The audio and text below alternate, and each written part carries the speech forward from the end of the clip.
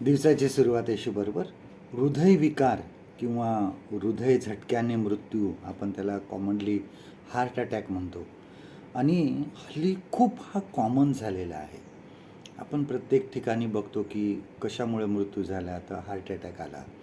आणि अगदी कमी वयाचे, पूर्वी तर आपल्याला असं वाटायचं 40, 42, 45 वर्षाच्या व्यक्तीला हार्ट अटॅक आला तर आपल्याला नवल वाटायचं. पण हल्ली अगदी 25-30च्या वयातील जे तरुण आहेत त्यांनासुद्धा हा विकार येण्याची म्हणजे विकार येतो. आणि ह्याला सर्व कारण आहे की आपलं राहणीमान, आजच्या युगाचं राहणीमान, कामाचा ताण आणि हे सर्व व्यसनं, हे सर्व ह्याला जबाबदार आहेत. आणि डॉक्टर नेहमी आपल्याला सांगतात की टेन्शन घेऊ नका. आपल्याला काय सांगतात? टेन्शन घेऊ नका, आनंदी राहा, दिवसातून एकदा तरी मन मोकळेपणाने हसा आणि जीवनाकडे सकारात्मक दृष्टीने बघा, असं आपल्याला प्रत्येक कोणीतरी सल्ले देत असतात.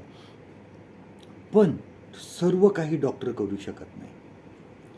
पण देवावरील विश्वास जो आहे हे सर्व काही करू शकतो.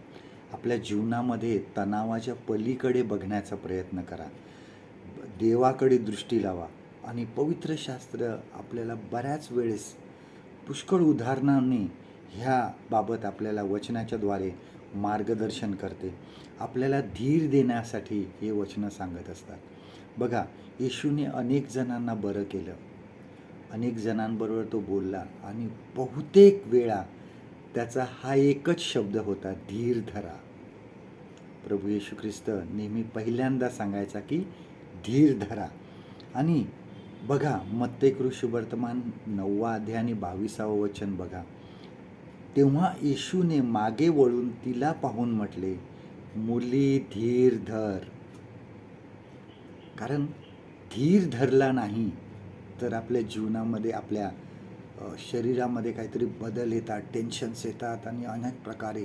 आणि म्हणून प्रभू येशू ख्रिस्त काय सांगत आहे की धीर धरा.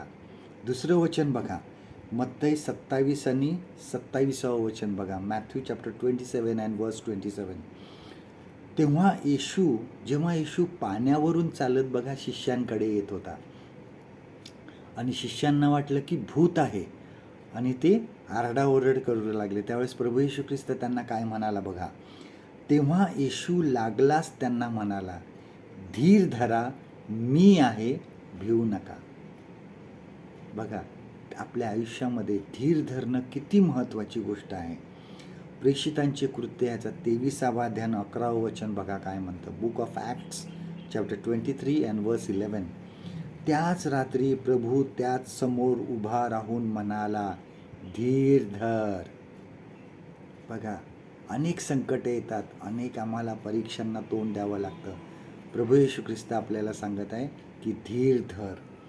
येशूने त्याच्या जाण्याच्या अगोदर, ज्यावेळेस त्याचा काळ ह्या जगातला समाप्त होत होता, त्यावेळेससुद्धा शिष्यांना त्यांनी हेच सांगितलं. बघा, योहान शुभवर्तमान याचं 16 अध्याय 33 वचन. Gospel of John chapter 16 and वर्स 33. जगात तुम्हाला क्लेश होतील, तरी धीर धरा, मी जगाला जिंकिले आहे. धीर धरा. आजचं हेच वचन आपल्यासाठी आहे. धीर धरा, तणावमुक्त राहा. परीक्षा येतील, संकटे येतील, पण देवामध्ये धीर धरा आणि आनंद शोधा. आजचं देवाचं वचन आपल्यासाठी हे आहे. नीतिसूत्र याचा 17 अध्याय 22 वचन. प्रोव्हर्ब्स चॅप्टर 17 अँड वर्स 22.